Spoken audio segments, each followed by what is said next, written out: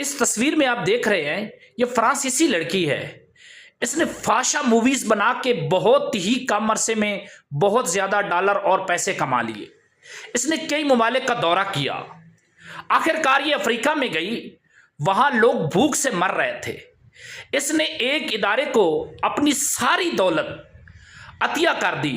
جو لوگ بھوکا مر رہے ہیں، جن کے پاس پہننے کے لیے کپڑے نہیں، جمع کرا دی کہ ان کو پہننے کے کپڑے دو، اور جس کے پاس کھانا نہیں ہے اس کو کھانا دیں.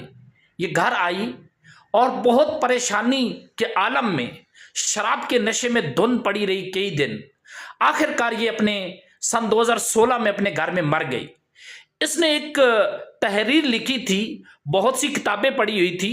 اس نے ایک خط لکھا تھا. اس خط میں اس نے ایک بہت قیمتی جملہ لکھا.